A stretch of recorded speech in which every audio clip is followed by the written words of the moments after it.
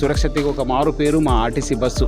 But ఇంకా మనకు కొన్ని ఛాలెంజెస్ ఉన్నాం. అందుకు ప్రజలందరూ కూడా మీ ద్వారా కోరుతున్నాను, please travel in our RTC bus. చాలా కష్టపడే సిబ్బంది, ఈరోజు ఎక్కువ కష్టపడే సిబ్బంది రాష్ట్రంలో అంటే మా సిబ్బంది, మా డ్రైవర్స్, కండక్టర్స్. ఇప్పుడు చూడండి ఎంత ఎండ ఉంది, ఆ ఎండలో మా డ్రైవర్స్, కండక్టర్స్ ఎంత కష్టపడి పని చేస్తారు. 2 వీలర్స్ 3-4 ప్రయాణం చేస్తున్నారు. అది వాళ్ళు కూడా ప్రమాదకరము, ఎందుకంటే ఏ టైంలో ఏ బస్సు వస్తారు, చాలామంది రాంగ్ రూట్ కూడా వస్తున్నారు, మంచిది కాదు.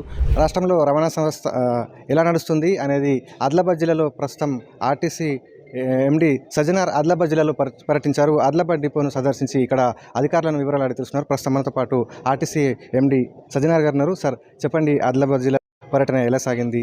డిపోను సందర్శించారు, ఇక్కడ అధికారులు ఏమన్నారు? ముఖ్యంగా మనము ఈ ఆదిలాబాద్ జిల్లా అనేది చాలా వెనుకబడిన ప్రాంతము. సో ఇక్కడ కొంచెము ఎట్లా ఉంది పరిస్థితి, గత 3 సంవత్సరాలు చూశాను. మన సిబ్బంది, డ్రైవర్స్ కావచ్చు, కండక్టర్స్ కావచ్చు, మెకానిక్ స్టాఫ్, ఆఫీసర్స్ చాలా కష్టపడినారు. అప్పటికిప్పటికి చాలా మెరుగైన సేవే మన వాళ్ళు ఇస్తున్నారు.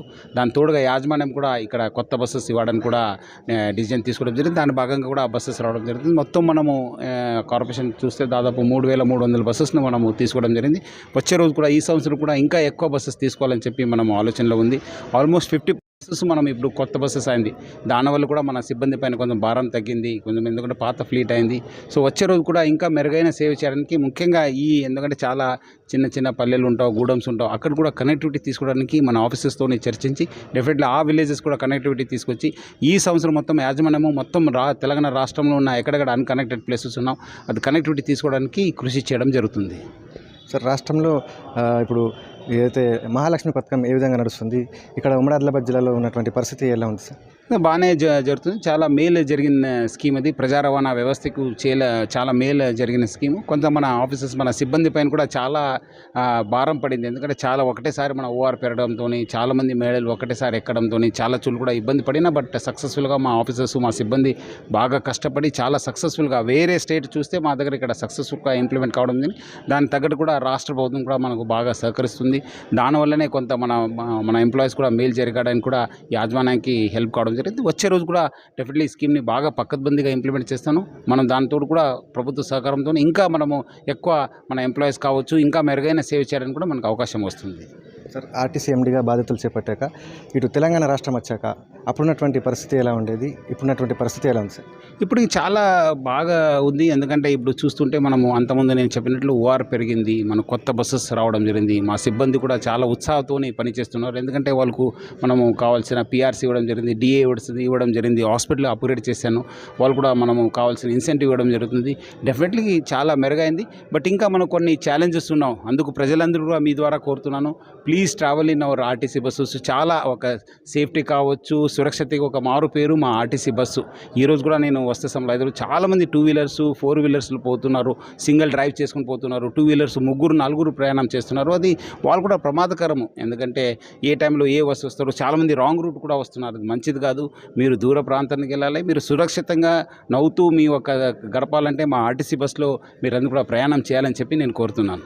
ముఖ్యంగా ఈ ఏజెన్సీ ప్రాంతాలలో కూడా రోడ్ కనెక్టివిటీ వ్యవస్థ అనేది తెలంగాణ రాష్ట్రం వచ్చాక కొన్ని ప్రాంతాలలో బీటీ రోడ్లు కూడా మంజూరు కావడం జరిగింది. మరి అలాంటి గ్రామాలలో కూడా బస్సులు రానటువంటి పరిస్థితి. మరి ఇంకా 2 రోజులు ఏమైనా బస్సులు నడిపే ప్రయత్నం ఏమైనా చేస్తున్నారు సార్? డెఫినెట్లీ అది మొత్తం ఒక నెట్వర్క్ని బిల్డప్ చేసి ఎక్కడెక్కడ రోడ్స్ ఉన్నావు డెఫినెట్లీ అక్కడ మనము ఈ బస్సెస్ని కూడా పంపడానికి వ్యవస్థ చేయడం జరుగుతుంది. సార్, ఇంకా ఆర్టీసీ కార్యక్రమం ఏమైనా వారి ఇబ్బందులను ఇంకా మనం ప్రభుత్వం దృష్టికి తీసుకెళ్ళి ఇంకా పరిష్కరించే దిశగా ఏమైనా కృషి చేస్తున్నారా? వారి ఇదివరకే వారు సమయం పాటు కూడా చెప్పుకోవడం జరిగింది. దానికి కూడా మంత్రి గారు కూడా హామీ ఇచ్చారని కూడా చెప్తున్నారు. దీని గురించి మీరేం చెప్తున్నారు సార్? అదే గత 2 నెలల క్రితం సీఎం గారిని కూడా నేను కలవడం జరిగింది. మంత్రి గారిని కూడా కలిశాను, సంబంధించిన సెక్రటరీ గారిని, మన చీఫ్ సెక్రటరీ గారు కూడా కలిశాను. మా సిబ్బంది చాలా కష్టపడే సిబ్బంది, రోజు ఎక్కువ కష్టపడే సిబ్బంది రాష్ట్రంలో అంటే మా సిబ్బంది, మా డ్రైవర్స్, కండక్టర్స్. రోజు దాదాపు 50-60 లక్షల మందిని వాళ్ళు గమ్య స్థానానికి చేరుస్తున్నారు. చాలా కష్టపడే డిపార్ట్మెంట్. ఇప్పుడు చూడండి ఎంత ఎండ ఉంది, ఆ ఎండలో మా డ్రైవర్స్, కండక్టర్స్ ఎంత కష్టపడి పని చేస్తారు. సో వాళ్ళు ఎందుకంటే ఏదో అది కొన్ని కోవిడ్ సమస్య వల్ల, కొన్ని రకరకాల సమస్య వల్ల మనకు కొంచెము ఇవ్వాల్సిన బకాయిలు చాలా ఉండడంతో అందుకు 1 టైం గ్రాంట్ కింద మాకు ఇవ్వండి అని చెప్పి నేను సీఎం గారికి, రాష్ట్రపతిని కూడా నేను కోరడం జరిగింది. అది వస్తే డెఫినెట్లీ మన వాళ్ళ హెల్ప్ అవుతుంది. మా వంతు కూడా ఎందుకంటే కొంచెం ఫైనాన్షియల్ మనం ఇంప్రూవ్మెంట్ కావడంతో బ్యాంక్తో కూడా కొంచెం హెల్ప్ తీసుకుని అది కూడా కొంచెం ప్లాన్ చేయడం జరుగుతుంది. సో వాళ్ళు బకాయి ఇచ్చేస్తే బాగుంటుందని చెప్పి యాజమాన్యం డిసైడ్ చేయడం జరిగింది.